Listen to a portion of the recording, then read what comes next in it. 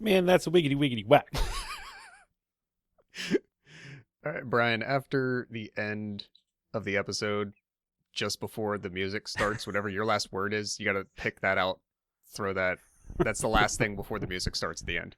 I'm going to write that 32, 20-ish. Wiggity whack. Yep. One of those. He said it I several feel times. like I need to download Fruity Loops now and make a mix of the intro song with that, like, as the hook or something. It's not my hook. It's Chris Cross's hook, all right? But it was perfected by Andy. I thought theirs was the Miggity Miggity Mac.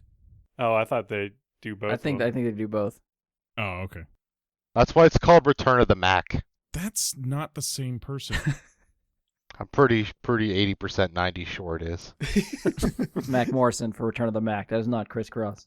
It's Mark Morrison. Mark Morrison? Damn Yeah. it. So close. Wait, is that the guy that wrote those X-Men books? No, that's Grant Morrison. No, he wrote Batman. Wait, wasn't that... I thought that was Hugh Grant. No, he's the one that banged the stripper. No, he Or- banged a prostitute. What's the difference? You wouldn't have got arrested for the stripper. Just love how this conversation is just basically like one-upping each other the whole time. Like,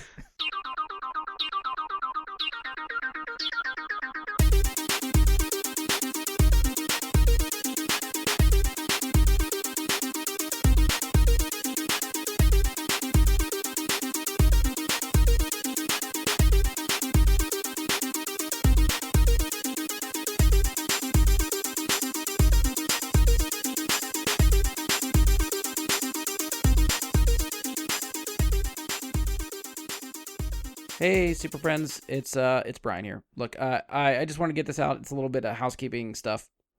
When you get to the tail end of the episode, we had some technical issues with Andy's audio, specifically Andy. Everybody else is good. Where we kind of lost him at the end. So for the last 20, 25 minutes of the show, he's noticeably absent. It just kind of dropped in the recording, which we didn't realize until I got the files back from everybody and tried to piece it together that it was silent at the end. I could have kept it in, but it wasn't doing anybody any favors. It would have been really awkward to listen to as we try to talk to Andy, or Andy responds to something that was said, and you hear us react to it, or you hear us toss a question to Andy, and then there's just dead silence in between all that stuff. So it's weird. So the only solution I had was to try to cut around and cut some of that stuff out. So at least the conversation continues, but we're not acknowledging Andy. So it's not that we were ignoring him. He was there. He did record with us at that point. So it is a little bit sad that we had to lose some of that stuff, but that was the best case scenario for what ended up happening for the end of the show. One thing I wanted to make sure did survive was his rating for the movie. I knew what he gave it when we got to that point, so I just kind of threw a little something in there just so that it's in there for the record for anyone keeping track of this stuff. That's not us. It's in there, so you can at least hear what he gave the movie. So again, I apologize for the technical difficulties. We will try to get that ironed out for the next time. I mean, we are over 200 episodes of the show, so I feel like the technical issues that we've had show up few and far between, but they do happen. At least when they do, I try to at least be a little bit more upfront with you guys that, hey, this kind of hiccup happened, and we're, trying to do the best we could with it. So hopefully you will still enjoy the episode. It won't be as noticeable as I guess maybe I think, just because I've dealt with the episode enough editing that I notice that kind of stuff, but maybe it won't play as well or stick out as much being edited the way it will. But anyway, I hope you enjoy. I'm going to throw it out to the beginning of the episode, so please enjoy our Constantine Rewind Theater. Hello, and welcome to another episode of Bright Guy into Super Friends. I'm your host, Brian Labick. Joining me for this episode is Stoles. Andy Stoles, asshole. What's up, podcast people? And just like Tonto or Robin is my much appreciated apprentice, Josh Zorch. Tonto or Robin? I guess those are acceptable. Those are good. The one is kind of Put on your green underwear. Rip. Next up, when he's not on the show, he's probably playing God with his own ant farm, Mike Bradley. He's not wrong, I guess. I mean, that sounds kind of fun. And finally, descending from the White Moon, wielding the spear of Longinus, Ian Leidick. Hey guys, check out my new book, Select Character 1. In between Wikipedia snippets of 90s pop culture, read the tale of Ned Nerdly as he traverses the internet in Minecraft space to solve the Easter eggs left behind by Natch so he can gain controlling interest in the company that runs the Minecraft space servers while the world starves to death in ruined ghettos. If Ned gains control of Minecraft space, you'll still be able to continue dying slowly, but you won't be paying microtransactions. Is that supposed to be your Man, ripoff? that was wiggity wiggity whack. Is that supposed to be your Ready Player One ripoff? It's no, it's not a ripoff. When you throw a bunch of pop culture stuff into something with a very vague storyline, it's its own unique thing that sells for hundreds of millions of dollars. Worked on me. I'm in. I did I catch that the Halliday parallel in your story is named Natch? Yeah, it's a parody of Notch, so we don't have to pay him money. He's the guy that created Minecraft, and as you may have told, my fake internet company was Minecraft Space, Yes, which is a combination of Minecraft and MySpace, because I will not get in trouble with Facebook. That's fair. I liked the strong enunciation that you threw in there when you got to that part of Natch. It's always italicized and in all capitals in the book. Is that how he says it himself? Well, he's dead. Oh, spoilers, shit. Andy, give me the spoiler warning. You didn't give me any time. Well, he has a tick where he has to go, Natch! Okay. Every time. That's why It's going to play really well when I option this to Paramount Plus. No, you know what? I can absolutely see Jim Carrey pulling that role off, you know? With some kind of like Tourette's-esque we're twitch going to the for side. Kevin James. Oh, you want Kevin James to do that? Yeah. He's going to go, Natch! Okay. I'm peaking on my levels right now.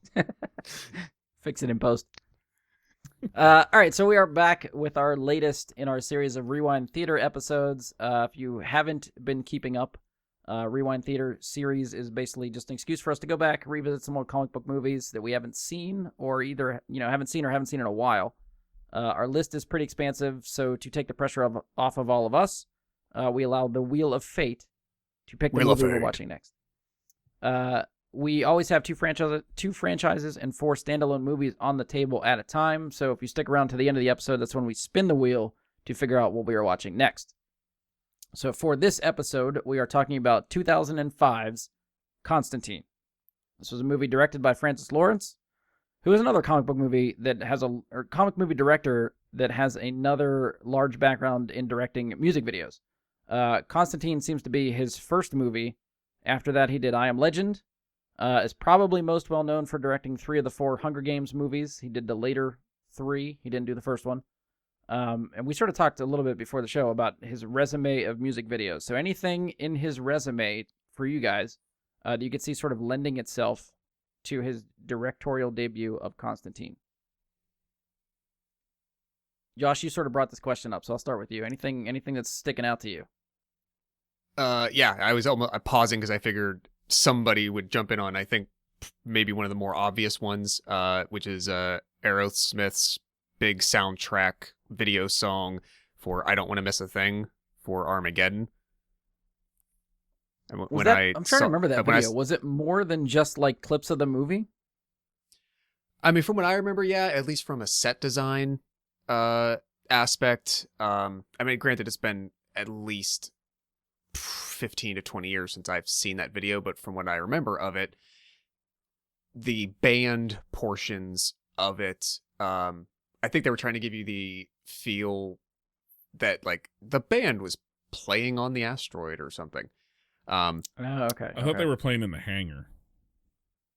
If that was it, I remember a lot of like both.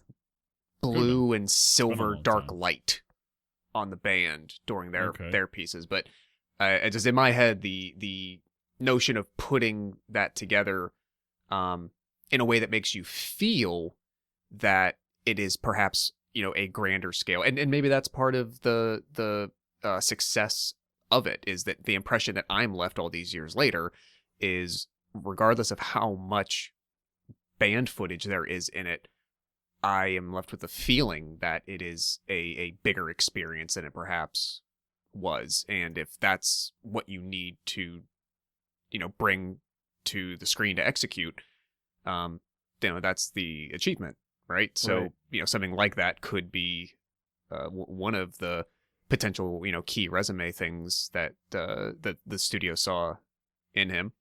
Yeah. I mean, for me, I Andy, see. anything stick out to you? I didn't really look at the list of music video people, okay. honestly. Okay. So no. Mike, I know you had one you wanted to bring up. I mean, there's at least two that I want to bring up.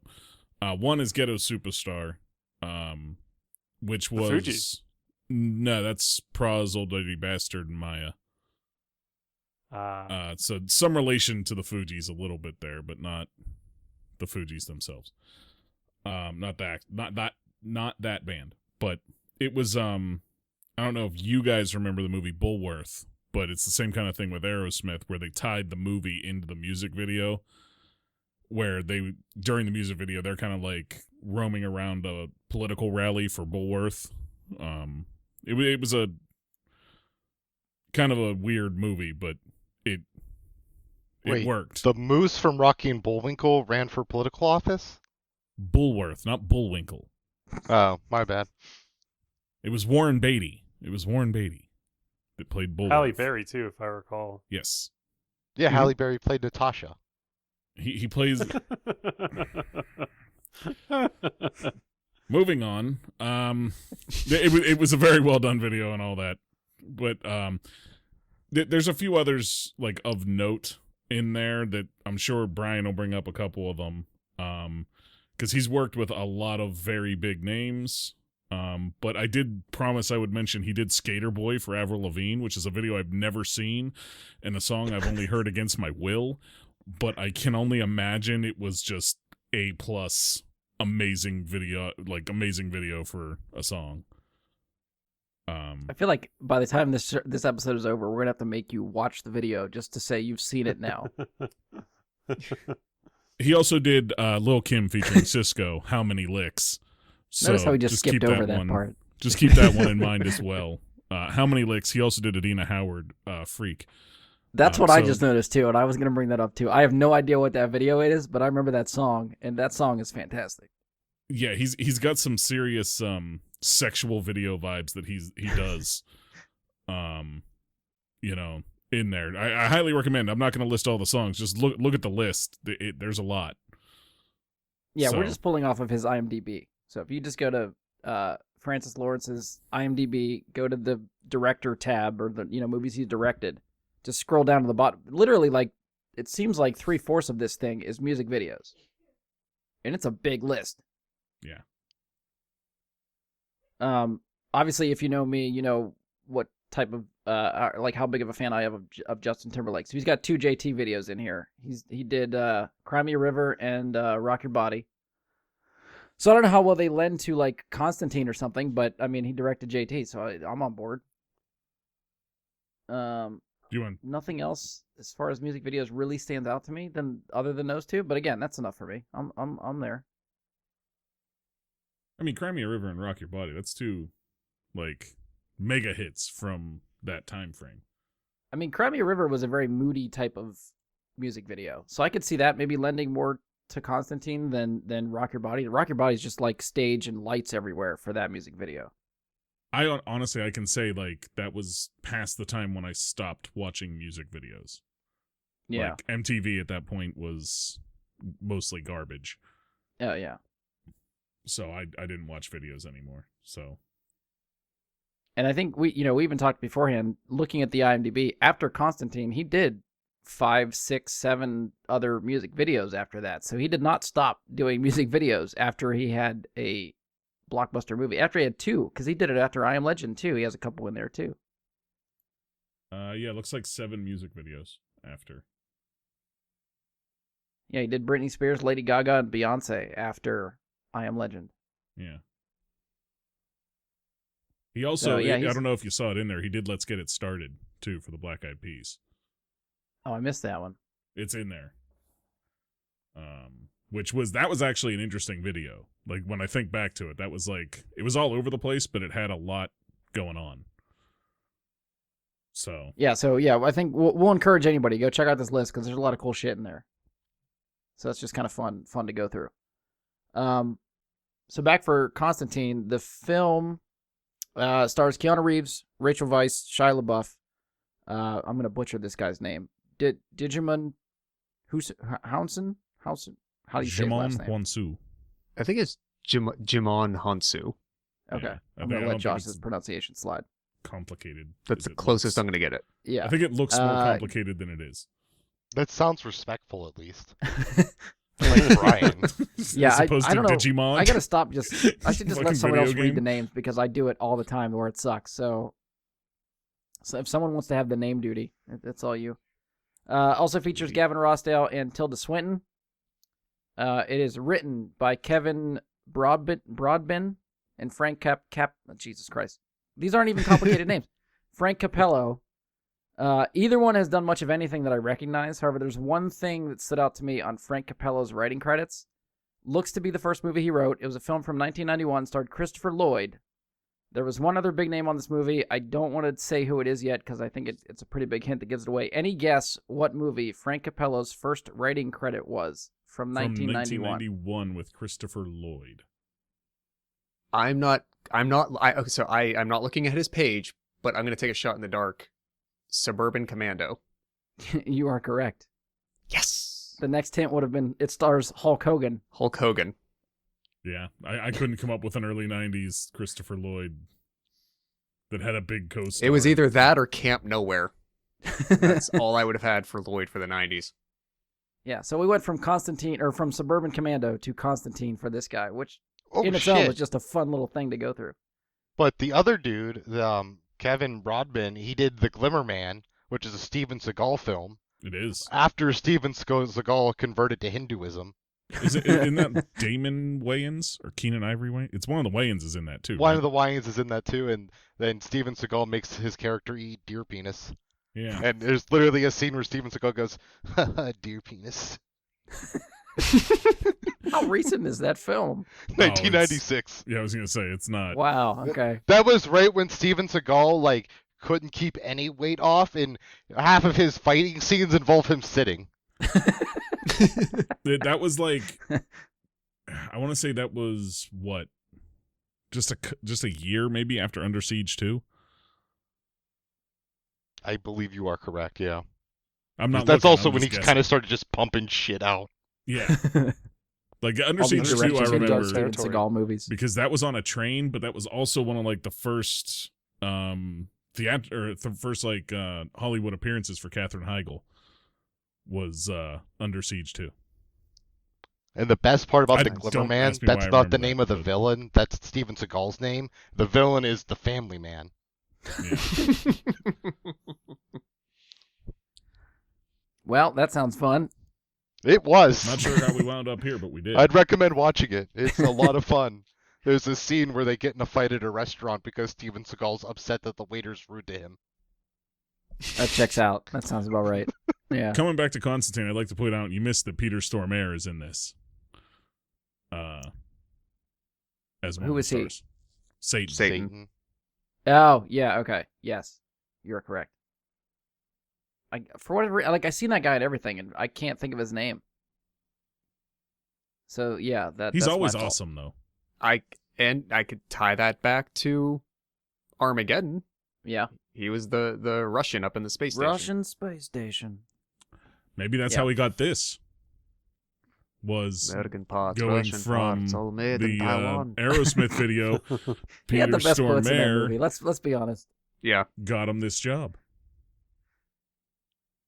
That It's tie it's a from far Peter stretch, Stormare. but we'll give it to you. He's got to have some clout. He's in a bunch of shit. All right, so Well, let's move on he to... was in No, go ahead, Andy. Bad Boys, wasn't he? Yes. Yeah. Bad Boys. Bad Boys 2. 2? And And So Will that's the Smith I Am and Legend. him and Yeah. see? and he's Slippery Pete. Slippery Pete. You can always rely on Slippery Pete. Seinfeld. Oh yeah. Oh my God, he is. Oh, I haven't thought of that. Oh wow, you just blew my mind. Isn't he in John Wick 2? Doesn't he open John Wick 2? Yeah. Yep. Yep. There you go. See? See, there's a Keanu connection. So, which Kevin Bacon film was he in? I mean, I feel like he's been in a lot of films that we're not even thinking of, so I'm sure there Right. has to be a Kevin Bacon connection.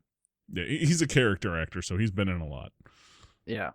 This entire project, nay, perhaps my participation in this entire podcast for almost 6 years was worth it just for Ian to point out that Peter Stormare was that guy in Seinfeld. All right, so budget for the movie. Any guesses what the film's budget was? 110. Okay. 24. 88. Million? 24 million or $24? Whichever's closest to the correct answer. Josh? 88 million.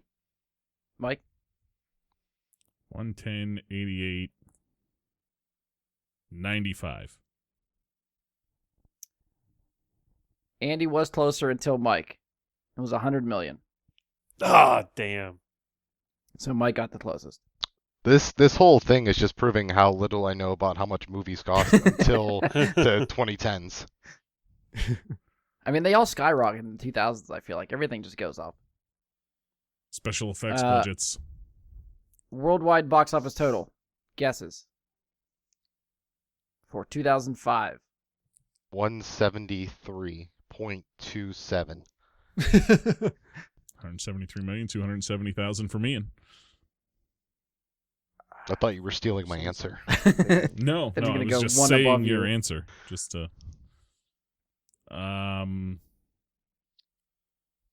Worldwide. For some reason, I don't think this you did very said the well, budget but I was don't know. what, 100? 100 million. I'll say they doubled it, 200. I'll say they tripled it, 300. I'm Do what you gonna have go to on do, the, I'm gonna Josh. go on the lower end, 150. Mike was closest again. $231 million. Damn it. Oh, good for it.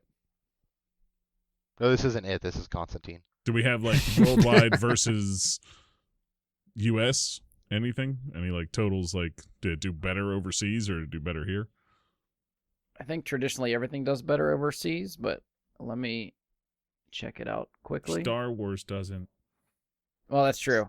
This did 75.5 US. Yeah, so it did better overseas. Okay. Yeah, 150, almost 155 international. That's about normal, like double overseas what it does here. Yeah. Yeah. So that tracks.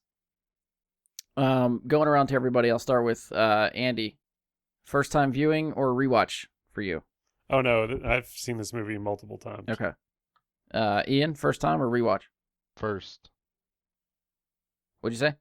First. First? First. Josh? Yep, multiple. Mike? Same. I've seen it a few times. Okay. Yeah, this is a first time viewing for me. I've caught pieces, I feel like on TV when it's on TNT or something. But this is the first time I actually sat down and watched it from beginning to end. So I'm going to call this first time. Rotten Tomatoes ratings. Critic comes in at 46%. Ooh. Audience comes in at 72%. Expected. Metacritic, the meta score is 50. User score 8.7. Wow, that's a high user score. I'll start with Andy again. Agree, disagree with the scores. I feel like the Rotten Tomatoes is low, so I will agree with the 70-something%. Okay. Ian, any of the scores? I think it's very clear that the Metacritic, I believe it was, was at the 87 or 8.7 audience. 8.7, yeah. That clearly has gotten the 2010s Keanu bump of just his growing popularity of people going back and rereading his whole catalog, I think, on Metacritic now. Very well. I Good point. definitely think, just like everything else, though, the critics don't enjoy stuff as much as everyone else, but I think it's also because of how the ratings are compiled. Yeah. But yeah, this is a very enjoyable movie. I'd lean more towards audience on here, as I think all of my scores imply. It's a fair point. Mike, what do you think of the scores? Um, yeah, I mean, I tend to agree with Ian. I think I'd lean more toward the audience end than the critic end on this, but you know, I don't know that. I'm not entirely sure how to rate it. I feel like I enjoy it. You know what I mean? I enjoy the movie, Yeah. but I don't know like what kind of rating I give it. Like I really haven't thought about like where my rating is and like what actual rating I would give it yet. Well, you got till the end of the episode to figure it out. I know. It's a tough one for me it's a tough one to rate cuz it's like I like it and I can't, I'll get into it. But Yeah, we'll it's talk it just out with you. difficult. Maybe that'll help you hone down where your rating falls. Josh, what do you think of the scores? I think I'm surprised that user scores are as high on Metacritic, but I don't dislike the movie whatsoever. And there might be some recency bias involved there, as Ian was mentioning, and well, not for the movie obviously, but as he said, sort of the Keanu resurgence the last few years. I would be curious to go back and look at any of the posted critics' reviews if they've left specific comments, because I feel like there's a lot in this movie to really like. So I would be curious to know where they picked things out for the culmination of all their scores and ratings to end up where they did. So I'm probably more aligned with the like around Rotten's Tomato fan scores. 70-ish, 72? Yeah, like between there or the 8.7, somewhere in that range. Okay. Yeah, I think I myself, generally speaking, I'm actually very surprised how much I liked this movie. So I'm definitely more in line with, I think, the user score for Metacritic, 8.7-ish is where I'm sort of falling right now. We'll see over the course of our discussion if you guys start dinging it, if it's going to bring me down at all. But for right now, I feel like I'm riding high on this movie. Well, and what I wanted to point out too, like on Metacritic, 8.7 is very high. Like Yeah. I'm just saying, just in general for the site and the way they calculate scores and all that, you don't see a lot of movies go above like 8.5. It's not quite like other sites. Right. So that's a very high rating there. Yeah, I will agree. All right, so we're going to get into it, but before we do, we're going to throw out the spoiler warning. So if you have not seen Constantine and do not want any spoilers, please pause us now. Come back to us after finishing the movie. We'll wait. Spoiler! Spoiler! Something like that. All right, so we are in spoiler territory. So we're going to start just going around. We're going to start with likes or dislikes. What do you guys think? Oh, that's the question. Yeah. Do dislikes Oh, first, like likes. always. Likes? Oh. Okay. All right. Any volunteers? Yes. All right. Josh, you're up first. Although Ian said yes before my hand was up, so I'm not sure if he was just saying there's a volunteer or if he was volunteering himself. Too late now. Yes. You've been called on. Just Ian will go second. All right. Honestly, I'd say I saw this movie in theaters actually, and I remember not knowing anything about it, not understanding it was part of a comic book universe that was based on that or anything. I just thought it was sort of a demon and exorcism, supernatural kind of movie. And this is maybe only the third or fourth time I've actually watched it. The last time was maybe about 2 years ago. And something about rewatching it the other night, I really, really enjoyed it. Like way more than I have, even more, in the past. So I don't have a whole lot bad to say about this movie, but I also don't have like specific glowing things about it. I just think it's fairly solid from beginning to end. There's a couple little points to make, critiques and whatnot, opportunities, I'd say, like places they could have done better. But honestly, I don't think there's all that much bad in here. It's just good it's like very well put together. So I guess my positive list, again, I just sort of do that like observational thing. This was, I think, Jimon Hansu's first comic book based feature film or property of any kind he was involved in, and he actually has a very, especially compared to most, a pretty extensive resume in that area. This was 2005. In 2010, he was the voice of Black Panther in a some kind of animated series that was done. He then appears in Guardians of the Galaxy in 2014, reprises that role in 2019 in Captain Marvel. Just before that came out, he was in Aquaman, which he did mocap and a voice for, I think, one of the Kingdom, one of the other under, like one of the Oceanic Kingdoms. Yeah. He was one of the kings, I believe. And then just a few months after both of those, he was also in Shazam. So he has a pretty extensive, like I said, like walking between two worlds resume on that. Yeah.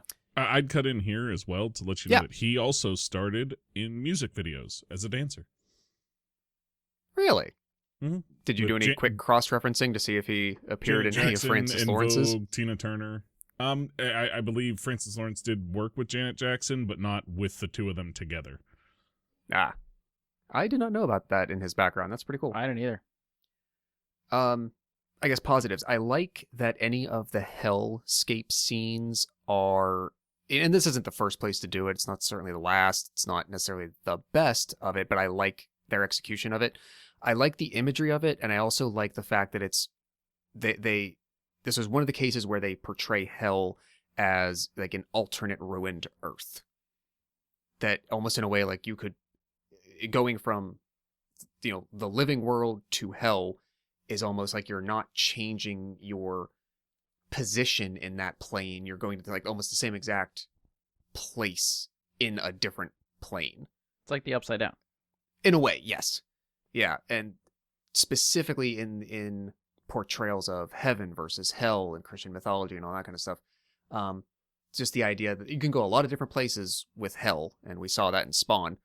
But the idea that the worst place imaginable is a horrible version of where you already are. Just kind of resonates with me. I like that imagery. Did anyone catch what I thought was a sort of Yoda-ish Star Wars piece of dialogue when Keanu and Rachel Weisz are talking about his history and his background, and he explains how he committed suicide as a teenager, and she says, "You tried to kill yourself." He said, "I didn't try anything." Because he succeeded. I he died. I heard it at the time. I didn't really put two and two together, but yeah, I like that. I get it. I think- did really enjoy him, like the way he delivered that line, because a lot of times I think with Keanu he struggles to deliver dialogue that builds character, but like that one Sure. I think got like the combination of like how little Constantine kind of cares about himself, but at the same time like, and also how much he kind of like treats this lady poorly throughout the movie. Which is not wrong. Let's see. Oh, I like the this is like jumping all the way to like the end of the movie already, but I like how the the unfortunate people in the hospital who get turned, if you will, like possessed by I guess it's not really Satan, but at that point it's still his son and whatnot.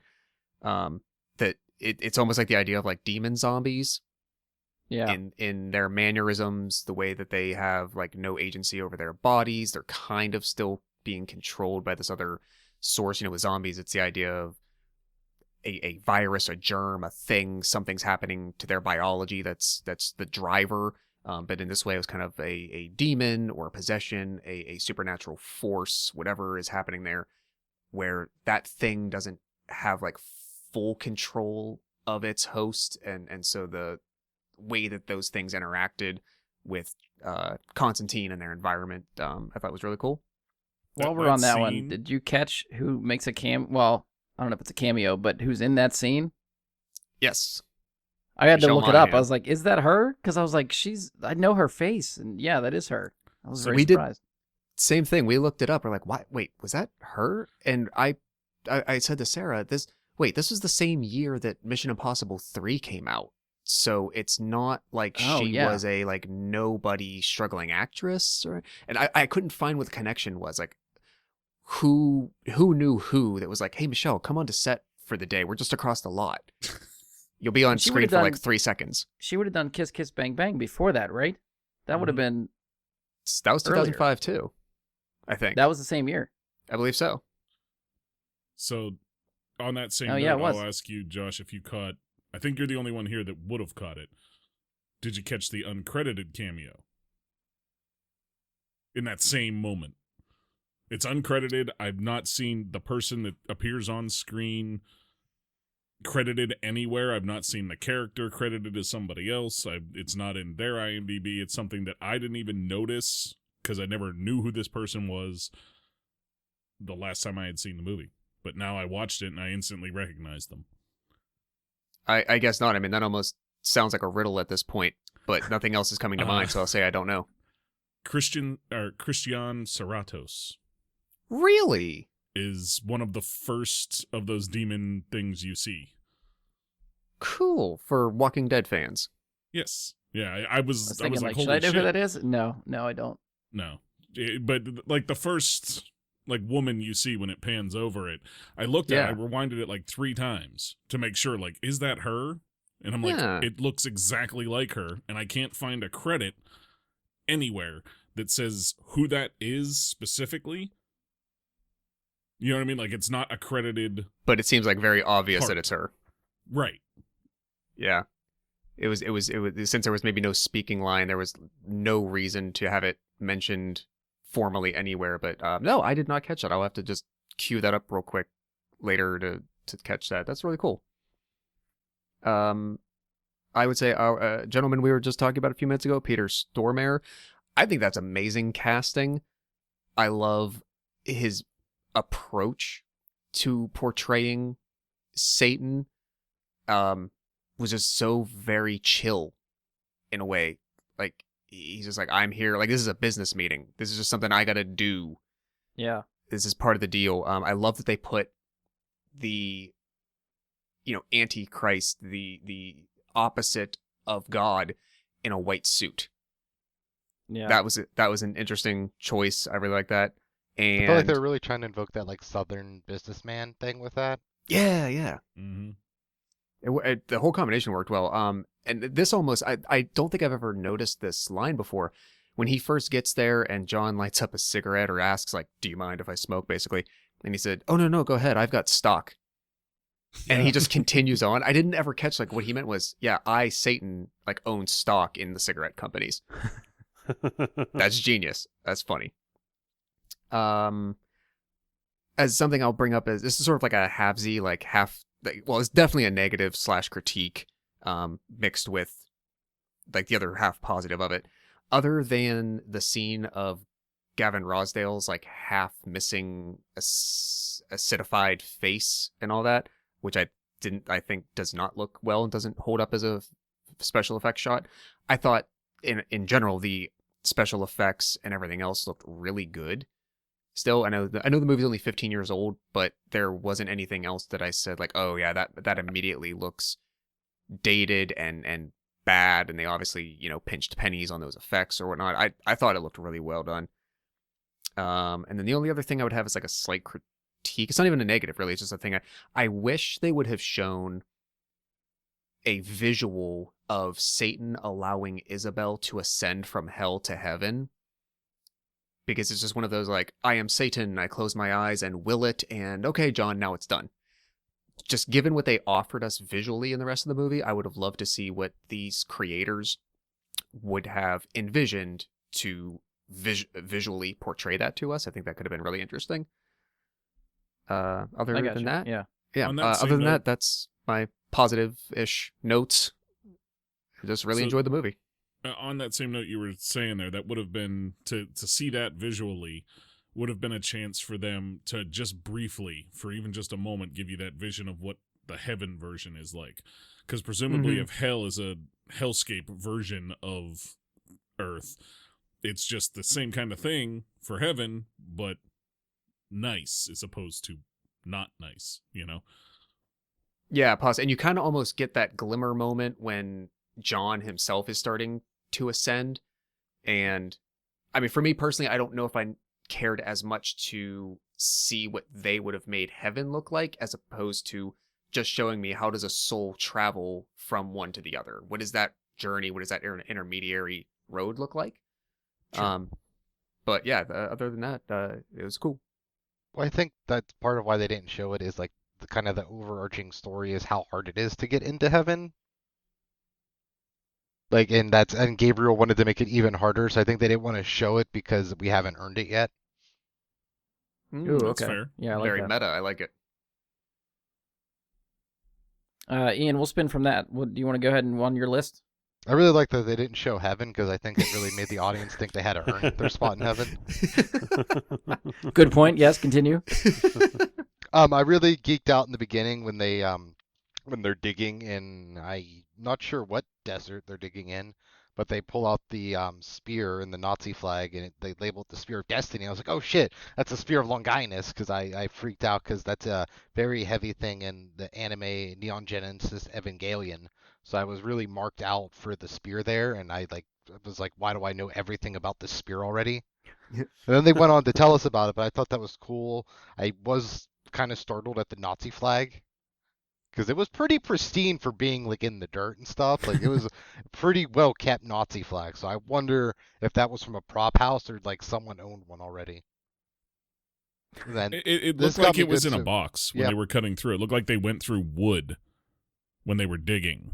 So like when they pulled it out, it was in a Well, he didn't really dig it. I mean, his foot went through it. yeah. I guess I thought it was maybe like a collapsed house or something. You know, not like I don't know.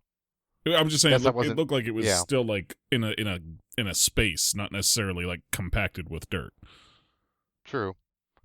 I also liked we get back to John's apartment and he's setting down a cigarette. I thought this was took early enough where cigarettes didn't automatically go out, and that made me real nostalgic for back when cigarettes didn't automatically burn out, but then it did anyways, and that actually upset me a little bit because it made me realize how old I am.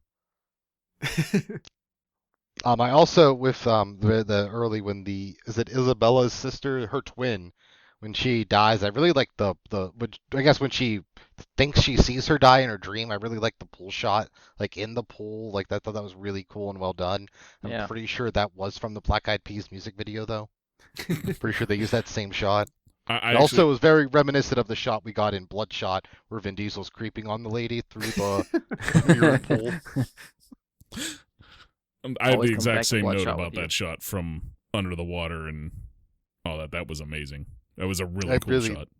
I that was really nice. I wonder how much time they had to spend on that because that was really well done. And then this was, I guess, because one of the things I think Keanu struggles with is playing an actual character when you can't just throw yourself into his role as like a blank everyman. I think he does a good job of that, like if Neo, and I think John Wick's similar, where especially in the first John Wick, I think everyone can get upset about your dog being killed, even if you never owned a dog. Like you feel that, but when he has to convey like emotion where you can't just throw yourself in like in Speed, like he doesn't work as well as an actor. So it was nice to see early on they were giving him a lot of like comedy bits too because it felt really tight like in the first Exorcism, but when he's at the hospital and he's getting the elevator and she's like, "Oh, going down," and he's like, "Hope not." You know, he's referencing hell, but also being like, "I'm not getting this fucking door from you. This isn't worth enough me holding this door to get me into heaven, so I'm not going to do it." You know, it was like that. Like he realized he needs big gains too. He's not just an ass. He's like an ass where I'm only going to do nice if I think it's worth a lot of points. You know, I think Very that really helped calculating. build the Constantine character. Yes, calculating. I really like the bug stuff when he's at the gas station or whatever, and he just like bug smacks some shit and like it gets all over the dude's windshield and fuck. Like I just thought that was really cool looking. Like that monster was kind of horrifying, like even for the dated CGI it was, because it's like it's just bugs and snakes. Like that's all it fucking was. Like it's Indiana Jones's worst nightmare come to life. And then Keanu Reeves just smacks the shit out of it. I thought this was also funny. Speaking of, I mentioned John Wick, that the Midnight has the exact same fucking rules as all the assassination properties from John Wick, where you're not allowed to fight in them. I thought that was just funny. Like, 10 years later, he's in another movie with the same rule sets. I hadn't picked up on that before. You're absolutely right. Yeah, that's a good point. Then I really liked later on when Isabella comes to, I guess visit him or convince him to like help her investigate her sister's suicide murder. Isabella was the sister. Isabella was the Angela. sister, Angela. She's credited as Angela. both. I guess that's what's throwing me off because they're twins. Yeah. Right. Angela's the living one. So Dodson shows up to his apartment. And Dodson, right bef- we've got Dodson here. I thought the same thing. You beat me to it. Louis Dodson. And right before that, Keanu. I guess his name is John in this. Fuck. This is John Still and works. everything. You can just Still call him works. John. He's always John. so Neo blows smoke in this cup to kill paralyze the spider, which is actually a microcosm for John's life, where he's stuck in this holding pattern, knowing once this cup's lifted, essentially when his life ends, he's going to hell, and it's the worst thing ever. So he knows once he lifts this, the spider comes out and comes back alive to haunt him as well. So I thought that was a really neat cinematography trick to use like that as like a microcosm of the overall arching story here. You're going And a then lot later- deeper in this than I thought you would. This is pretty cool. I'm liking this. And then this is not deep at all. I just really enjoyed this. When he gets back from hell and he's just like, I need to eat. I just like, me too, brother. I get that. I identify with that, Keanu. What an American those cheeseburger. hell trips wear me out too. My blood sugar just Yeah. plummets. I was disappointed we didn't actually see if he ate. Yeah, we did. Yeah, Did we we? did. Yeah. Is that when they go Yeah, to he that went to that- sidewalk diner? Yeah. Yeah, with the eggs. Yeah, like right after that, they're like getting like a Grand Slam breakfast. Oh yeah, okay, I vaguely. I guess I didn't piece. Yeah, good. Let me He's like, let me well, put that there as a goes one of note. my negatives. That should Eight. Ian. That should bump up your score at least like 0.2 Tiny. points because they did Continuity. play that yeah. out. Then I can't remember. I feel like this was from Archer, but when that fat priest shows up in the morgue, I just was thinking of like some guy stopping and be like, "Hey, it's $50 to fuck one of these bodies." It's just that was a joke for me from I think Archer. I really like that.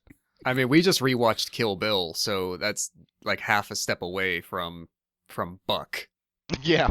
The pussy wagon. Yeah, I can't remember what was the name of the guy that works at the bowling alley. Beeman. Yeah. Beeman. Fuck.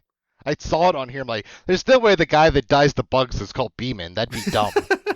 So Willie Beeman. I like the Beeman. Like he just had his character worked really well. I liked the way he talked. He just found this stuff and he knew to get the cough syrup, which I thought was funny that our hero's abusing like prescription strength cough syrup.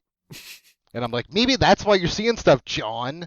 Maybe you don't interact with the devils. You're just like the priest is always drunk. You're always high on cough syrup. Maybe that's the problem, John. I feel like that guy was like the Q, like the James Bond Q for Constantine. He's like, here, I found this cool Oh, thing. yeah. Go kill shit with it. I found the Hell Bible. It has seven more passages of Corinthians than our human Bible. Yeah. That makes any sense, but that's not really a negative because I didn't really care about that. Oh, so this is I guess more of a general question. I thought it was cool. So there's she's the Isabella Dodson, Angela Dodson Isabella is running in the pool. Do you think pool running is harder than swamp running? That's a good question. 'Cause I gotta think go they with swamp both being struggled with tougher. running in those scenes. I gotta go with swamp running being tougher just because you're digging into like mud and slime to Mhm. try and Yeah. push off, whereas you got a hard It's gonna be surface in the thicker. pool. There's gonna be gunk. The bottom. Oh yeah, swamp running definitely takes the gold. Yeah. So then this is I guess another final question. I kind of with the ending, I liked it. John essentially to try and stop the world from being ruined, essentially summons the devil by killing himself for the third-ish time or whatever. Mm-hmm. And was that a Batman gambit where you need everything to go perfectly by expecting everyone to act just like you expect them to act to solve the crime? To stop the incident from happening. Was this a classic Batman gambit? I think it was him having no other options. Yeah. At that Like point. if he doesn't do that, there is literal hell on earth. which Ian, is the what way- hell is. It's a Hail Mary, and it worked. I think that's what it is. Ian, is your question presupposing that was part of the plan from some point before that? I always got the impression that he, like, at that time, realizing where things lay, was like, oh shit, I need to do something. This might work. I think in my head, I'm thinking it was always part. It was not the plan, but it was a plan. Okay. He knew it was like it was a tactic he could pull out if 'Cause need they be. It never- didn't just occur to him in that moment. From what I can tell, they never ended up really using the special shotgun shells because they're still in the gun at the end. And he shot that way more times than they made shells. So it's clear he was using different shells, I think, all the other times. Hmm. They have a couple of gun issues in this where I feel like things get shot way more than normal. Like at the end when she sees the guy that finds the spear, Mhm. you know, at that pool, and she fires off the handgun a solid 30 or 40 times. It's just like she didn't reload at any point there. She just keeps firing and firing and firing. So on that point, I don't think they took what you're thinking into consideration when they filmed They that didn't. scene. I feel like they just ignored that.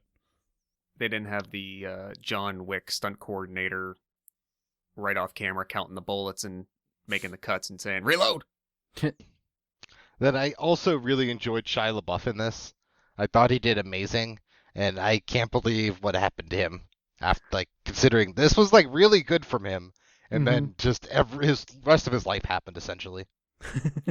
To be fair, Shia LaBeouf on camera most times is pretty damn good. It's Mhm. just off camera he's batshit insane. So it's, you know, it's a whole different Mhm. thing for him on and off, but he's actually a really, really talented performer. Yeah, Yeah, I I'll haven't give seen him that. I haven't seen too much of his more recent stuff of the last couple of years yet. Like the Peanut Butter Falcon or Honey Boy specifically, but it's a couple of years old at this point. But that I think it's World War One or two. That's just called like the tank movie. I think it's called Fury. Fury. Yeah, Yeah. he's really good in that.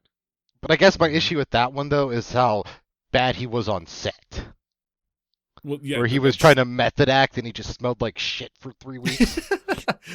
I hadn't heard those stories.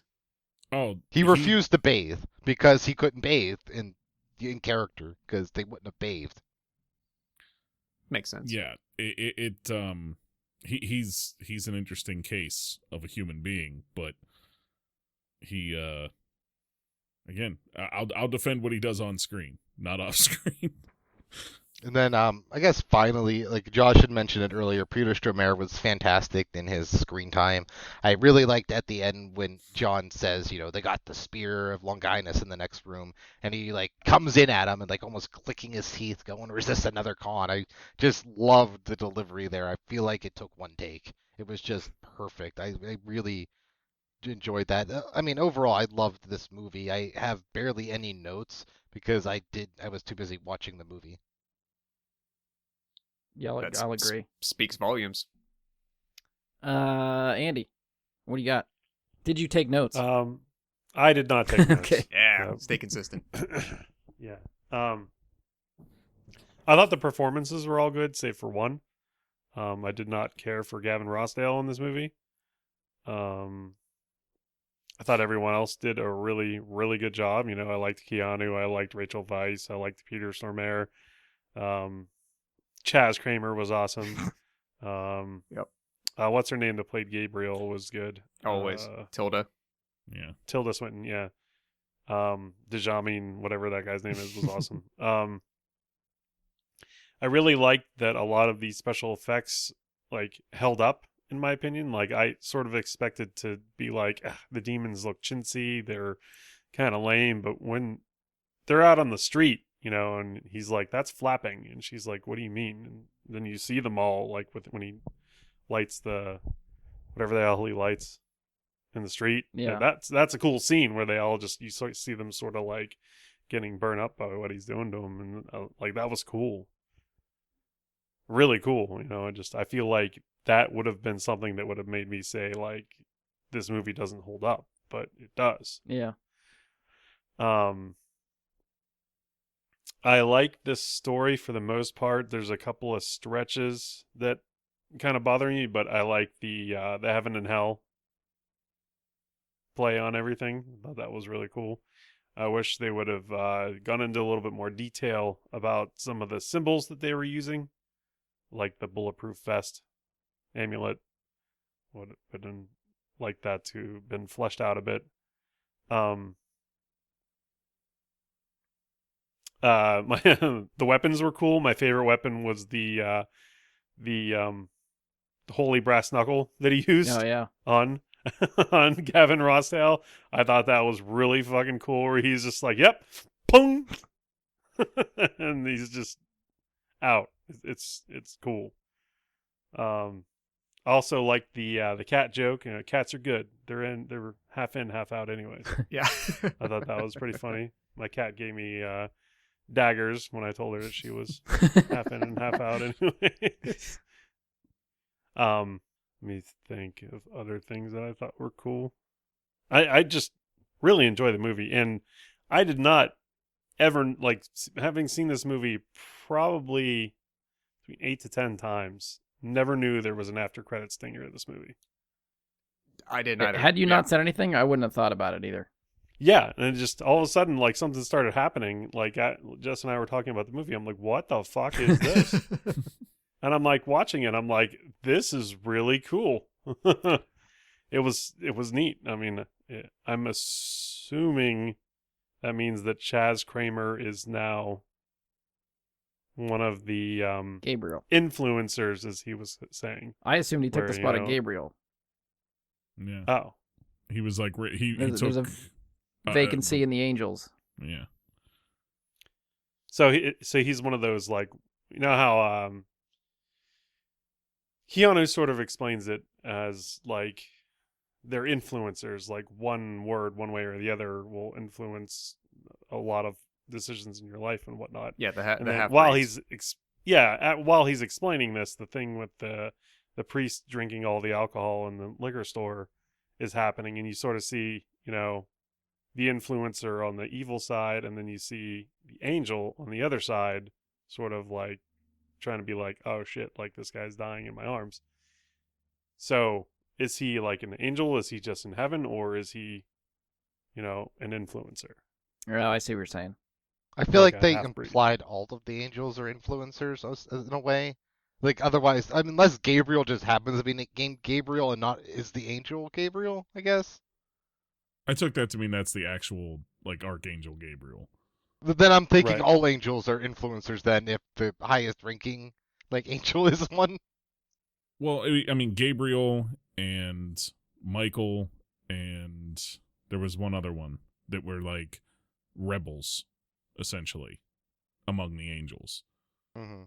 Well, Gabriel's role in this, I didn't take as much to mean that she was one of the influencers like the other characters they were describing. To me, like the way that John interacts with her, it was almost like she was a liaison to heaven.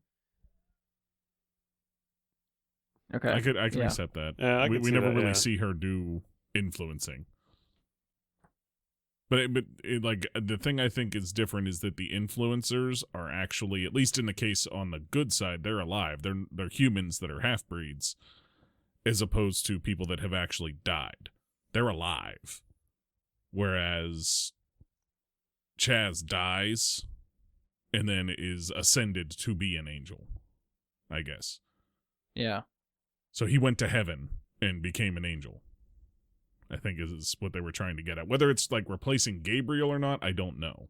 Well, I guess that would have been my next question. Is he replacing the vacancy since Gabriel turned out to be the villain, or is it just a general angel? I don't know if we can answer that in any way, although I heard whispers a couple of months ago, maybe with like the last 2 months, honestly, that there, not that there might be, but rumors about a Constantine 2 finally. I think That's what yeah, Andy I was think just I talking mentioned about. that. Yeah. When this came up on the wheel last time, I think he brought that up the last episode we did. Oh, okay. And I mean, if that's the case, like I who knows, like whatever, 15, 16, 17 years later, once they might actually get around to it, I would love, like, bring Shia back. like put him in an angel Yeah, role. Make I'd, that's like I'd I'd watch love to see that. Yeah, Yeah, Maybe- I'm on I board. think that's Maybe that could answer the question for us. yeah. I think that's about it for my positives. Specifically, at least. I mean, this is a great movie. I'm a big fan. So All right, sounds good. Mike, we'll spin over to you. Okay. I'll hit on things that I guess nobody else touched on, as opposed to my whole list here, because most of it's been discussed. First and foremost, for those that stopped over from the stream last night, the top-down shot was Keanu, by the way. That was Keanu Reeves. Other things I have down, when she first, when Angela is first talking about, like, I think she's in the confession, when she's talking about how she can see things happening and she's, like, killing people that are doing bad things. We never get more context on that. It's to, like, who was she killing or what was happening? We never get, like, just a look back at it. Was she killing bad influencers, or was she just killing bad people, or what was happening there with her as a cop, you know, using her weapon a lot more often than others? I don't, you know.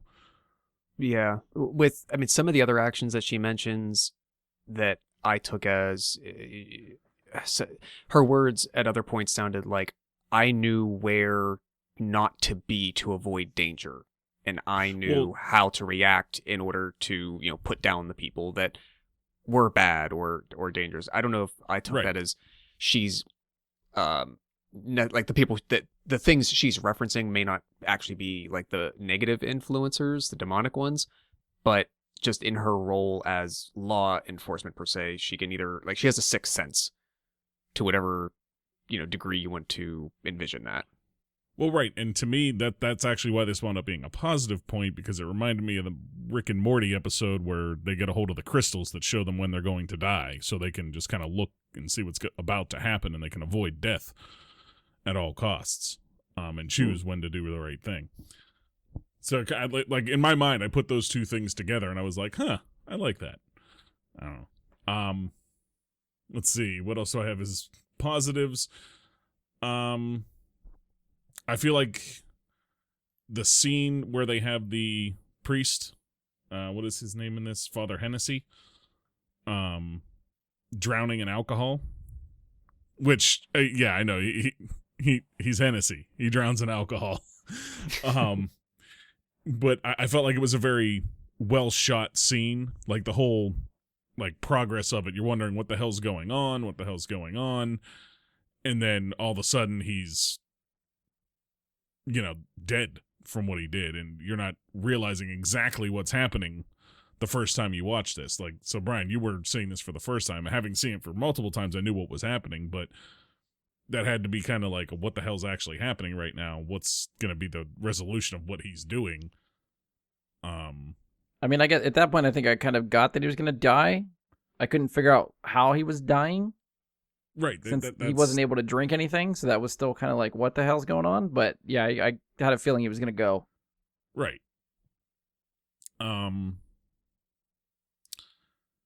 think I have the same note about the holy brass knuckles. Is that what I referred to them? That was amazing. That was just awesome. Is And it holy brass knuckles or holy hand grenade better? Ooh, you know, only if it's the holy hand grenade of Antioch. that'd be a tough choice. The castle. I might go holy brass knuckles though, just because, you know, the holy hand grenade's a one-off. You toss it, you use it, it's done. The brass knuckles are there. You just got them. You know, you can punch multiple people. I guess it's if you're worried you're going to go up against the final devil or a bunch of littler devils. Right. Exactly. What version are we going for? And I took to me, I think we had, you know, the reference earlier to Star Wars and Yoda. I had my own personal. It doesn't happen in the movie, but it's like my reaction to the scene was a very Ghostbusters reaction. So my reaction was the same as when somebody asks if you're a god, you say yes. Do any of you know what I'm referring to as to what scene made me think that? No. Yeah, off the top of my head, I got nothing. Nope. So Angela asks John when she's getting ready to be drowned to death or whatever, and she does it in a very like unfitting for the moment way. Do I have to take all my clothes off? And he says no. Mm. When she asks you After that, he you thinks just about say it yes. For a while. You know, he does think about it. That's what I mean. But then he says no. If a girl asks you if she has to take all her clothes off, just say yes. Just don't. There's no, like, just say yes. You don't have to think about it, especially when she seems fairly willing and flirtatious about it. Well, that's going back into the whole John and his real major issue is he's like that could be a sexual relation outside of wedlock, which would bring him back closer to hell. So he's weighing his options, like how many more demons do I have to slay if I do this? That's what he's weighing. That's what he's thinking about that How moment. many demons do I gotta slay if I slay that ass, is what you're saying. You know, now that I think of it that way, it makes me actually really like that scene. So this goes from being like a potentially like a negative, what's he thinking, to actually a high positive. I didn't think of it in those terms, but I But even like on it. the surface, I feel like that's a pretty good comedy beat for that part of the movie. Yeah. It is. It's still just like, just say yes. Like, I mean, it's, but I mean, in the moment, like even inside the movie, if you think like he knows he's about to almost drown her to death without her knowing what's about to happen, had he unnecessarily also had her get naked, that would have compounded how much she was pissed at him, probably. I mean, yeah, but it seemed like she was willing to take a 10-minute detour before the drowning. I'm just saying, it seemed like that was on the table there, and he chose what Ian said, not having to make up for that sin. Just to add a little bit to the discussion on this scene, I feel like Constantine doesn't realize how powerful of a what did they call her? Not a telepath. They called her something specific. A psychic? I think they referred to Isabel as at least. Oh, Shiner. as- No. They call her like, oh, they have a powerful psychic or something. But I don't think even John knows how powerful she is until she, she sees whatever, and then like he even like rescinds his hand like, whoa, when like the whole tub breaks and everything. I think that even shocks him, maybe, with how powerful a psychic she actually is. That's Fair. probably what helps him like connect to like what the overall plan is then from Gabriel and is it, I'm not even gonna, Menessin or something, the son of Satan, Memnon? the Mennonites, whatever it is. I was thought it was hoping they said something as simple as Damien, because I couldn't hear it well, and I'm like, I hope they said Damien, because otherwise I'm not pronouncing that name. I feel like it was Memon. Meow meow? Yeah, something very simple, but it sounds complicated. Nonetheless, the scene where he drowns her, though, is actually very, like, I feel like it was very well filmed, because most of the time, a movie would cut away from something like that, so that they didn't have to actually film somebody being held underwater against their will and their reaction to it. And Yeah, I think it was they made well me done. feel uncomfortable. Yeah, Yeah. which is what you should feel, and so it Exactly. really is a well-shot scene. It's up there Um, with the bathroom scene from Fear and Loathing for how uncomfortable I was. Okay. I don't remember the scene from Fear and Loathing. It's been probably 20 years since I watched that movie. But okay. I probably don't want reminded. They play White Rabbit in it, which he did not direct the music video for. Interesting. I feel like Tilda Swinton was fantastic as Gabriel. It was a really good choice, especially since Tilda Swinton wasn't really known at all at this time. So this was like was this one of her first roles? Like major roles? I didn't look it up. I think it would depend on who you ask about that. because I didn't see it at the time, but years later I remember seeing her in The Beach with Leonardo DiCaprio, which was like late 90s. 2000 according to IMDb. I'm just looking now to see like Okay. what she did before this. And Right. Vanilla Sky, The Beach, and these are the Adaptation. only things I recognize. Yeah, okay. I mean, I forgot to say, like, this was certainly the first thing that I know this is the first thing as I was watching it that I remembered seeing her in. Like, before this, I did not recognize her. She was not familiar to me whatsoever. Right.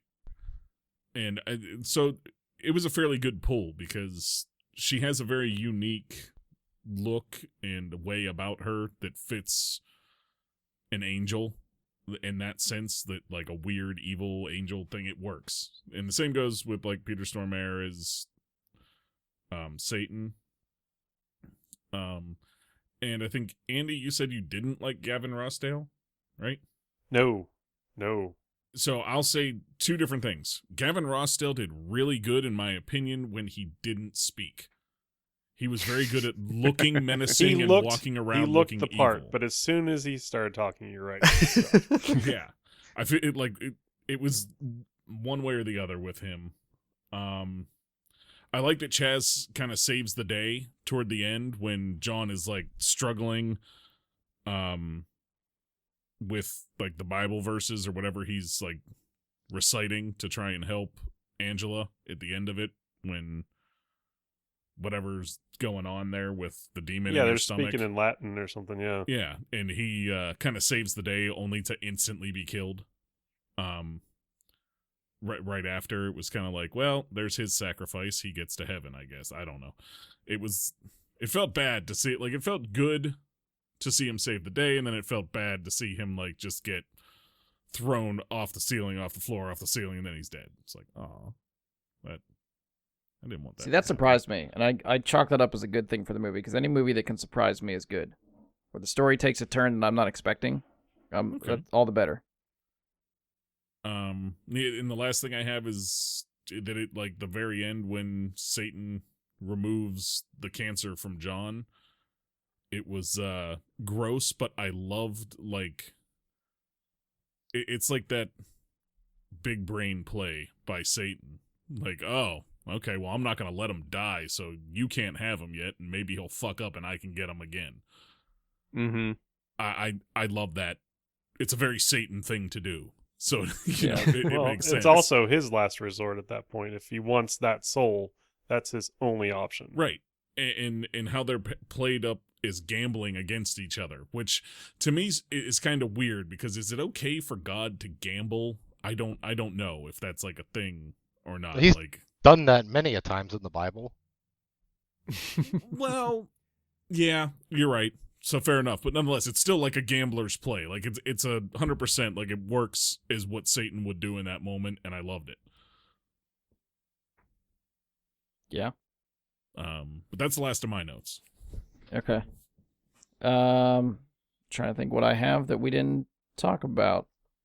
Again, yeah, I'm sort of like with Ian and Josh. I feel like I wanted to take notes, and when I looked at mine, I don't feel like I took many. And it's not because the movie was bad. I think I was just kind of in it. Mm-hmm.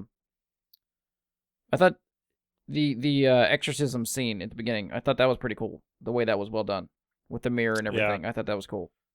Specifically, I like how he let the sun shine through and like almost like flick through a whole bunch of different like religious symbols to see which one the demon was going to react the most against. Mm-hmm. And then he found it and he was like, oh, yep, he's hissing. This is the one.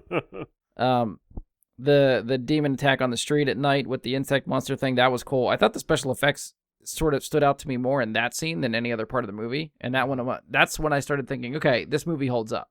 Like, I get it. This looks cool. I'm on board. Like, I think these effects look better than like the I Am Legend stuff this director would go on to direct. Yeah, I would agree. Granted, it's been a while since I watched I Am Legend, but off the bat, I'm gonna say yes. Well, I thought that looked bad when I saw it, like in theaters. Again, I was surprised at the end when Shia died. I think that because like Mike said, he had his moment to shine, and I was like, okay, here we go. We won the day. This will be great. And then nope, quickly just dies. Like, well, that surprised me, but that was kind of cool that it surprised me. And if that was how it ended, I would have been really surprised he stayed dead. But the end credit scene that Andy sort of stumbled across gives him a second chance, I guess. So that's even better, I think. I mean, probably like Andy and maybe Mike for 15 freaking years until 4 days ago. Maybe that's how I thought it did end. Yeah. I mean, I'll be honest. When I rewatched this, you guys brought it up in our Discord chat that this was there, and I was like, holy shit, I'll have to watch it. And I watched it, and I still forgot.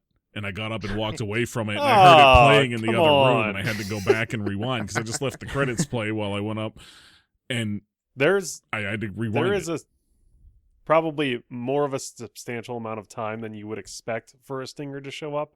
Like the credits end rolling, and you're like, okay, I'm safe to leave the theater at this point, And you would think, and then all of a sudden, like a few seconds go by, and you're like, wait, what is this? Wait, what is happening? Pictures lightning. There's something coming up. Yeah. Yeah. You're just like this. What? Yeah. The last thing that stood out to me that I enjoyed was that there is no romance between John and what's her name? Angela. Yes, Angela. I was trying to think the last name and I couldn't place it there either. Like they play with that. Like you're expecting the kiss. He leans in a couple times like it's going to happen, and they don't. And I'm really glad that they don't. I think that's it for me. That's all. He sort of talks to Papa Midnight about it a little bit too.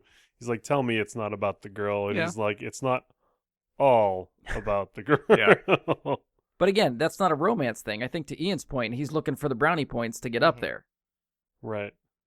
So there's no romance there. Right, and in addition that it's possible that he just happened to have someone who he's trying to protect and have a good outcome for, whether it's, for, romantic reasons or not. Right. Because his other friends are a fat, drunk priest and a crazy man that lives in a bowling alley. Who loves bugs. He loves bugs so much he named himself the Bee Man. That was his downfall. That's all I got. Do we want to spin around to dislikes or?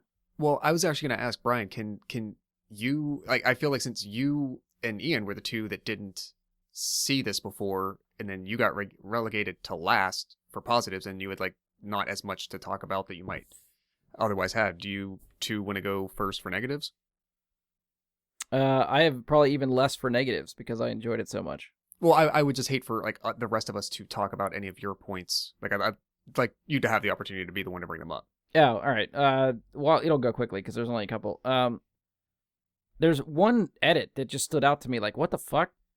After the attack with the insect monster at night in the middle of the road when it's raining, after that fight, it just cuts, and it's done raining, it's at night, and suddenly Chaz shows up, and they're going somewhere. I was like, what the fuck just happened? There should have been some sort of transition here to further the story, and it was very jarring to me.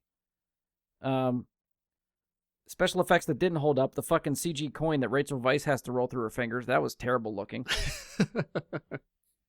By the way, did that not look like one of the Curse of the Black Pearl treasure, the Aztec treasure? Yeah, when she pulled it out of the grate, I was like, Johnny Depp. I don't know if this is a dislike, just kind of a point to me, but I hate this kind of crap because it's not my cup of tea. But when that kid got hit with the car right at the beginning, scared the shit out of me watching that movie. Like, I literally jumped, and I hate when movies make me jump. I don't like the scare tactic shit. So it surprised you? Yes. Well, no, don't spin it like that. No, because I like surprises. A bad surprise. Sudden surprises are a no. It's the slow surprise that. Yeah. I'll tell. Yeah, we're gonna paint it that way. And I think that's all I got. So, Ian, feel free to take it from there. So this is more of a personal thing than I think anything the movie did wrong. So with B-Man's death, the first part of it starts with like a bug crawling from up under his bottom eyelid. I don't do eye stuff. Hated it. Don't do eye stuff. It reminded me a little bit, just the idea of like insects under the skin, but in the body and whatnot. Reminded me a little bit of the beetle thingies from the Mummy. Yes. Yeah. Yeah, I had a single note on that moment. It's just ew. Just I don't like ice stuff. Back to the Spear of Longinus. I identified it, but I thought they never really go into like why it gives this one dude like near mythological powers, I guess, and then it's also how you summon Satan, like by stabbing someone with it, to like summon so the son of Satan comes through the hole, or does that thing turn that person into like the son of Satan? It just was weird. It went from superhuman power to we stab with it. Yeah, that's actually one of my negatives as well. There's really nothing saying how that guy gets drawn to the situation. Mm-hmm. You have to sort of cross those T's and dot those I's yourself. You just kind of have to assume that some influencer is telling him where to go. Because like mythologically and theologically, it is a like holy relic on par with like the Holy Grail itself, but it's not necessarily evil, where it seems to be specifically dragging him to the son of the devil. It just was this weird disconnect with how it functioned. It didn't sour me on the movie, obviously. It just was weird when I like was thinking about it later. I was like, what was the point almost of some of this? Like, where did it connect? And that's it for negatives. Yeah, that's something that didn't occur to me. So yeah. Yeah, Gabriel and Balthazar. Mm-hmm. Yes. Mm-hmm. Yeah, those would be my assumptions as to like who was bringing it over to them, and that was another thing that sort of they could have connected to for me is when he does pull the soldier demon out with the mirror in the beginning. A really cool scene.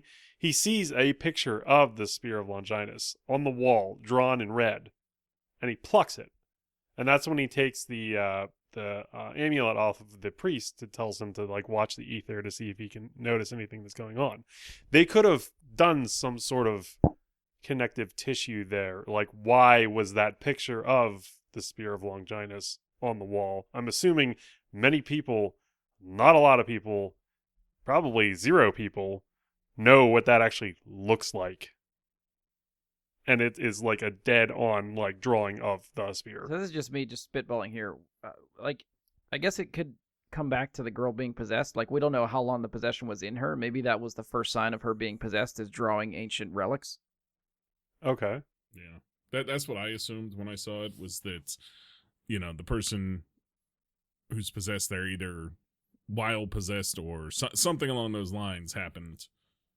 And I feel like that was just like a touch of it being there was like a sign for John to pick up. Like, it was just... But to be fair, Andy, like, he plucks it off the fridge at the beginning of the movie, and he never pulls it out of his pocket until the third act of the movie. Right. So I would have liked something else in the middle there, too. Yeah. Yeah, that's something that's like...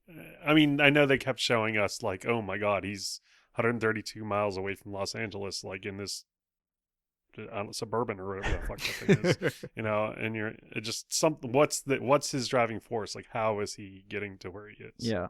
Okay. I don't know. I would have liked those dots connected better. I agree. For me. Gavin Rossdale fucking sucked in this movie.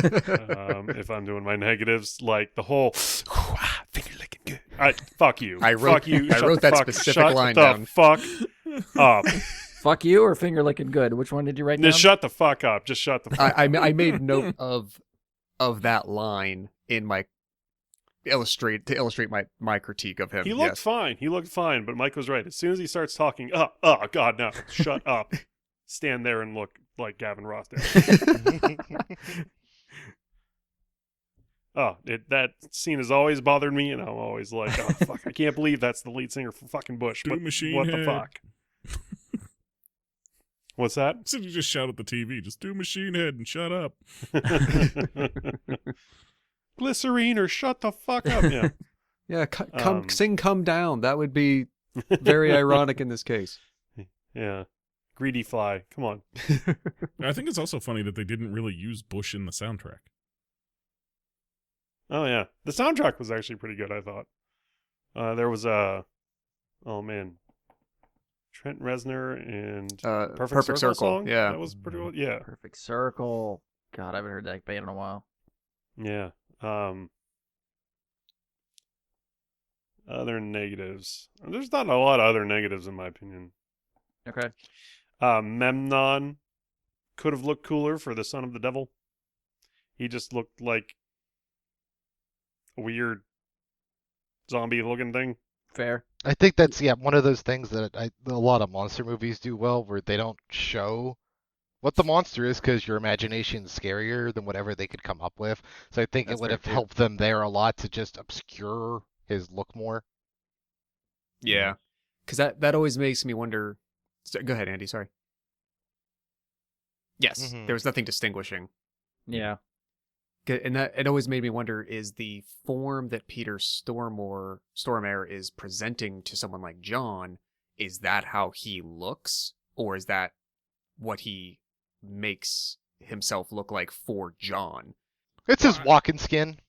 I definitely. I was gonna say. I actually think that's kind of the truth, actually, Ian, because we see when the holy water gets thrown on Balthazar, it just melts away that outer layer, and you get a look at yeah. what's actually underneath. Even though it doesn't look like the effects aren't that great, you do get a look at what's underneath, and it's not. I mean, it seems like it's just an outer layer. You know what I mean? Like it's something they wear, essentially. Yeah. Mike, shall we spin to you? Any dislikes you want to get into? Let me just go through my list here. I don't know that I have any. Oh, I do have one. Tilda Swinton's feet on his face. That's disgusting. That bothered me. In the same way that like the fly with the eye Ian thing doesn't do bothered eye Ian. stuff. You don't do feet are gross. feet. I don't. That was Yeah. that was when I was like, wait, did Tarantino direct this? Yeah, it was like it lingered, and it like is a scene, and it was just like ugh. Nonetheless, that's the only negative I've got is the disgusting foot on the face thing. Fair. Was it because Josh, it what was do a you foot on the face, or because she had been like walking all over the place with them feet? Feet she are just- always walking all over the place. That's why they're disgusting. Fair point. I counted. I think I only have 4 quote negative points, and 75% of them include Gavin Rosdale. got? The first Whoa, fuck off, first and that's- only non Gavin Rosdale centric negative or critique is in the beginning sequence when he's expelling the demon and he traps it in the mirror. And the mirror gets stuck because the frame is too wide for the opening in the window, and they put all this extra effort to pushing it through. Why not just turn the mirror laterally Yeah, I thought that. and just shove it the F through? You don't need to put any extra force on it whatsoever. That was just not smart. But yes, I specifically wrote down, let's see, Rosdale's fresh meat. Finger looking good. Reminds us strongly that he's not an actor. And you should keep that in mind. Yeah. Yeah, like it is absolutely delivered by somebody who doesn't understand how to talk like a human when you're still like an actor. Like nobody would talk like that in real life at all. Like his delivery, the cadence, like all of it is bad.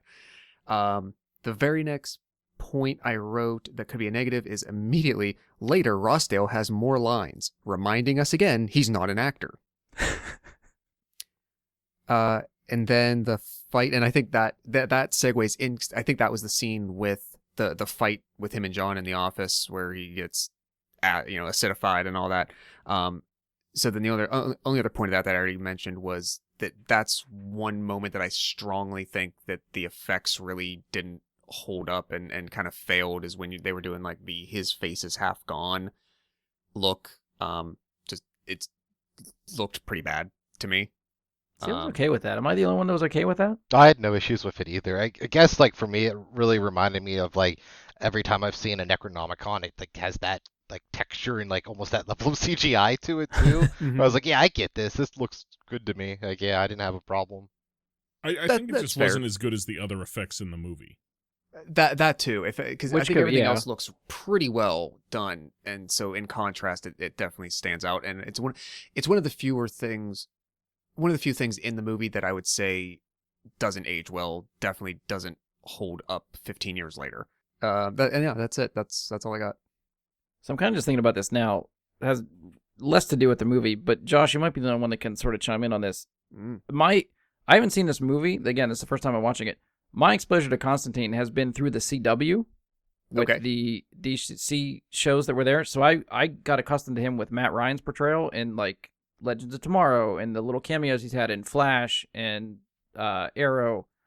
He had a full season of TV, which I actually didn't watch. I didn't see him until he came into the Arrowverse and stuff like that. Josh, have you seen any of the episodes that he's shown up in the TV shows? I haven't, unless really the only Arrowverse show that I've watched from beginning to its current point is The Flash. I haven't actually watched really the other shows much. Okay. So unless there's an episode there, like on a crossover or something that he pops in for an episode or something, no, I haven't. Okay. Does anyone else watch the CW stuff, or is it just me? No. Okay. I watched the first season of Arrow, the first season of Flash, and I didn't continue either after. I watched the first episode of Supergirl. Pick the worst one to start with. Whoa, it's the first one. I have to start with that one. I think he means character. Oh, Yeah. I thought you meant episode. I'm like, what No, the I fuck just do you meant want series. from me? Out of the series, I think the other ones are a lot better. Is this like how you skipped the first season of Parks and Rec?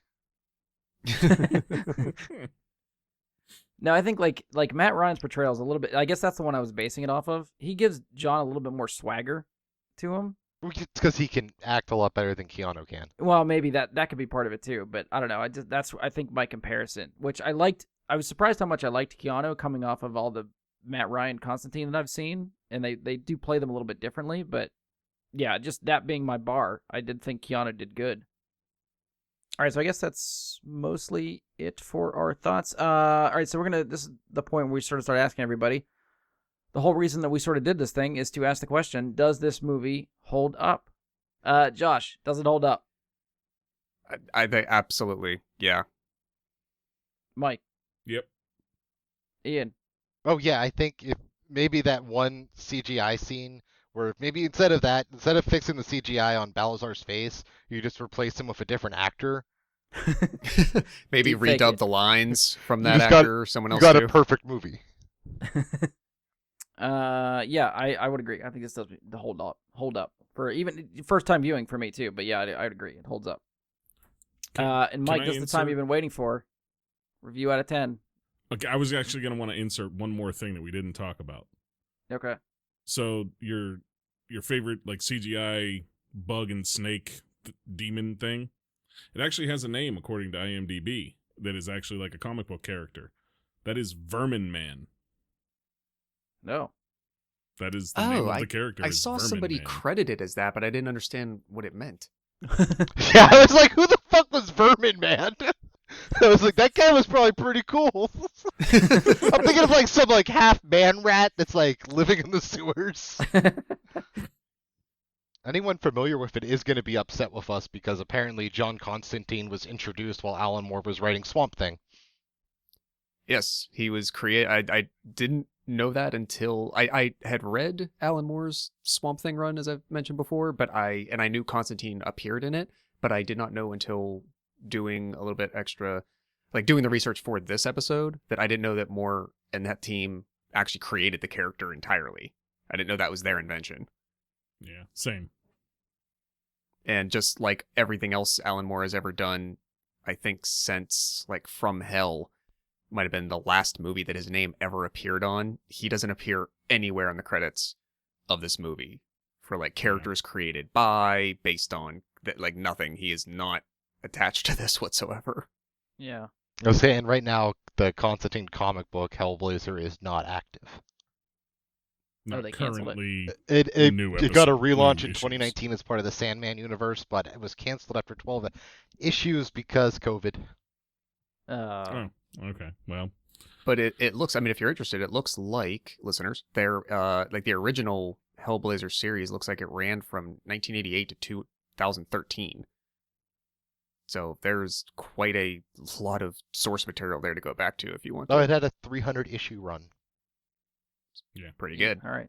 Yeah. Yeah, I think I'd to Andy's point, I think I'd be interested to see what kind of Easter eggs are in there. Only because this is like, I'd still call this sort of before the boom of comic book movies. Like this is after Spider-Man 2, but we're in the midst of like Daredevil and the Fantastic Four and movies that still don't seem like they're taking superhero movies and comic book movies as seriously. Yeah, so this keep in mind, this came out the same year. This came out, another DC property. This came out 5 months before Batman Begins. Okay. This was a February release, and Batman was in the summer, and I think it was the same year as the first Fantastic Four. I mean, with Batman Begins and The Dark Knight and stuff, DC kicked the shit out of them for a while, and then it just the scales tipped the other way for a while. And I mean, Dark Knight was the same year as Iron Man. They were both 2008. And we know which one was like better. 2 months later. Yep. Well, I mean, Dark Knight was still better than Iron Man. I don't think that's... Dark Knight is... I'm looking at Brian, waiting to see if he's going to say something. I don't think even Brian's going to argue that one. They're both great, but the Dark Knight is... that's a discussion for another time. Because I feel like Iron Man is like a pitch perfect movie, and it's hard for me to find dislikes with that movie. So, I don't think Pitch Perfect was that good. Wasn't a huge fan. Pitch Perfect? I love Pitch Perfect too. That's a guilty pleasure movie of mine. I'll fight you on that one too. 3's terrible. 2's decent. Well, 3's not terrible. 3 has a subplot that's really terrible. But anyway, we're not going to do the Pitch Perfect podcast here. Spinning it back around, ratings out of 10. Mike, do you have a rating or do you want to go last? 8.4. Okay. Do you want to elaborate a little bit with that or no?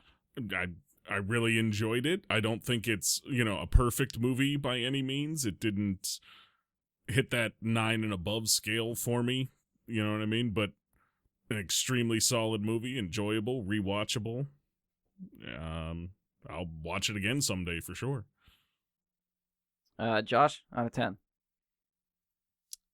I'm actually going to end up going pretty high on this. I know I've hedged most of my other ones that I've enjoyed a lot lower because I'm like, I need room to have, a lot of the MCU or certain other titles above there. But I'm gonna put this at like an 8. I'm gonna give it an 8.3.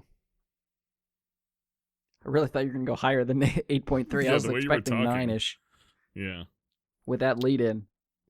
But potentially, I mean, again, there's not. There again, as we've said for the last hour and a half, there's very little that we substantially think is bad about this, and there's a lot of good, strong points to it.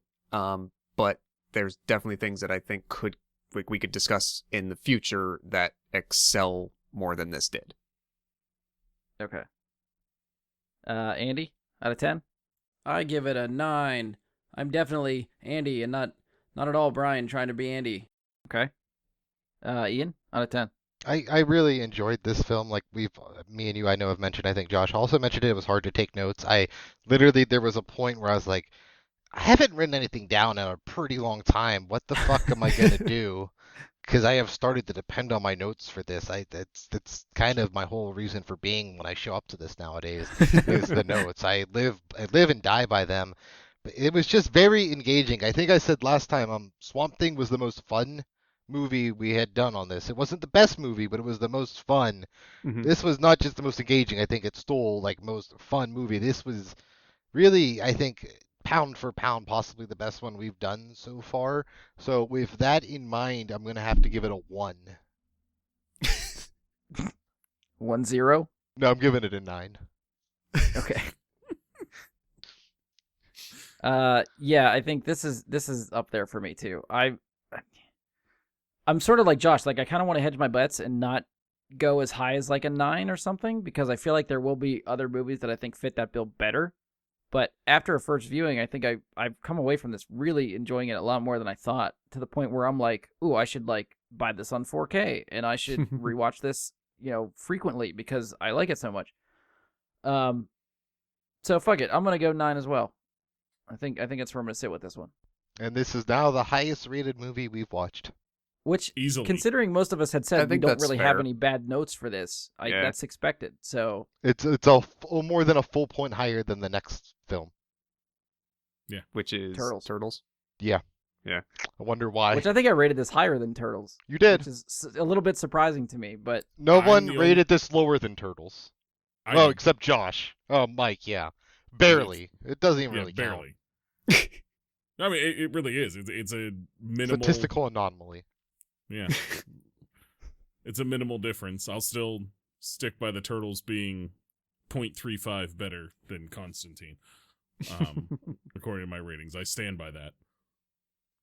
I think So, the Turtles has more flaws that I can pick apart if I really want to. Turtles is sort of like Swamp Thing, not like Swamp Thing, but it fits more that Swamp Thing bill where it's just a fun watch. I can ignore the problems with it just for the fun of what the movie is. I think this is a much better You film. gave Swamp Thing a 2.5 and you thought it was fun? I was using your comparison. Okay, I was like, you had fun? Yeah, it's fun in a bad way, like a bad fun. I think if that makes sense. It's so bad, it's sort of kind of fun, but yeah. I'm not wondering what you rate The Room. Oh, that's a fun movie. Like that's not a bad fun. That's a good fun. All right, so I think it's about time where we spin the wheel. Which See wheel what would we that got be? next. That would be the Wheel of Fate. The Wheel of Fate. All right, so on the wheel right now we have our two franchises that are still there, Swamp Thing and Teenage Mutant Ninja Turtles. The standalone movies that have carried over are Valerian and the City of a Thousand Planets, Cowboys and Aliens, and Watchmen. The addition that is replacing Constantine is 1984's Supergirl. God, I know what this is landing on. So any predictions here? What do you guys want to Oh, see? What do you think we'll see? We're getting Supergirl. Want Watchmen. Think Supergirl. I rewatched Watchmen just like a year ago before we started watching the HBO series, and so it's been longer since I've seen Cowboys and Aliens. So I think that's what I'm pulling for. I've only seen Cowboys and Aliens once, so I feel like it deserves a rewatch. Yeah. Same here. I remember it not living up to what I wanted, so that's kind of why I'm like, I kind of just want to give it another shot and see if it's still rough or. All right, you guys can see the wheel? Yep. Indeed. All right, here we go. I never can tell which way it's actually moving until anticipation. it slows down. Clicky, clicky, clicky. all the colors kind of blend into one color. I feel like I'm gonna When it have a goes fast seizure. enough, yeah. Stop. Hey, there you go. Oh, there it is. All right. Cowboys and Aliens gets the rewatch. Nice. Is this a first time viewing for anybody? Yeah. Just Ian? He sounds thrilled. There's a lot of explosions in this one, Ian. So I think when you'll I love it. remember I saw a trailer for this when I was in another film, and I was like, I'm never gonna watch this movie. Well, I'm glad you could do it for this show. I might skip. I mean, to be honest, at this point, I remember absolutely nothing about this movie other than the cast. Yeah, like, I don't can remember a see lot either. Daniel Craig in a cowboy hat in my head, and that's about it. I mean, the cast is huge. Yeah. It's Yeah. a good cast. Yeah. Yeah, Olivia Wilde, Harrison Ford. Paul Dano. Yeah. Oh, that's right. All It's right, a I'm big looking forward to cast. this one. So maybe it's better than what I remember because I don't remember anything. So this will be like a first viewing because I remember none of it. There you go. All right, so that should be fun. All right, so I think that's it for this episode. That's where we're going to end. Mike, Ian, I'll give you guys a chance. You guys want to plug anything? I don't have anything written down to plug, but if you want to check out the Twitch channel, you can check it out, twitch.tv/rareachievements. You can check out the YouTube channel. That's Rare Achievements on YouTube. You got to search for the channel. You can check out, my top 10 video games of all time, some Destiny how-tos, some game reviews, all that kind of stuff's up there. And every other Tuesday right now, Ian and I are doing a play-along thing where we discuss gaming news and just what we're doing in gaming kind of as well. On, would you say that's going to be the 13th or 14th? You looked at the date. And is it the 14th? You guys just did one, right? So it should be about 2 weeks out. It'll be on the 15th 15th. So on of the December, 15th, the year of our of Lord December. 2020. yes, we will be having our Cyberpunk episode, presuming Cyberpunk actually releases. The whole episode is going to be about Cyberpunk unless some gigantic bombshell also happens before then. We'll include that too. But we're going to be discussing Cyberpunk on the 15th, and I'll be playing Cyberpunk while we discuss it. So hop in and check us out at that time. That'll be 7 p.m. December 15th. Was it Rare Achievement or Rare Achievements? I can't remember. An S. Achievements. S. Okay. Rare achievements. Multiple achievements. The rare achievement is the Twitter handle because that maxes out the Okay. characters allowed on Twitter. I can't fit the S in there because I'm not allowed. Right. Okay. Josh, Andy, anything you guys want to plug? I'll give you guys an opportunity to. I don't get the plug. I mean, I gave you both. Mike jumped on it. Okay, that's fine. Well, I mean, I plugged for myself and a little bit for him. He could have something else to plug. That's true. That's true. You probably got like 5 other YouTube channels to plug. I have some, but I'll wait. I'll save it. Andy, Josh, anything? No, I don't do anything else in my life. Fair enough. All right, so if you've enjoyed the show, please support us. Leave a 5-star rating and review. Give us a share on social media. Make sure you follow, subscribe to the show wherever you keep up with us. Spotify, iTunes, Google, Anchor, Stitcher, any of those. You can find us on Facebook. Search Bry Guy and his Super Friends. Go to facebook.com/Bry Guy Super Friends. You can send us questions, comments, topic suggestions, any of that stuff there.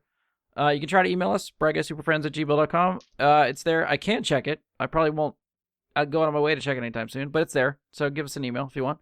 Hit us up on Twitter at BGSuperFriends. Feel free to follow me on Twitch also, Jedi Bry Guy. Whenever we decide to do another live show, we will do it there. And that's it for us. On behalf of Andy, Ian, Josh, Mike, and myself, thank you for listening, and we'll talk to you next time. Set out, Simp Shrimp Hole T Nation. Man, that's a wiggity wiggity whack.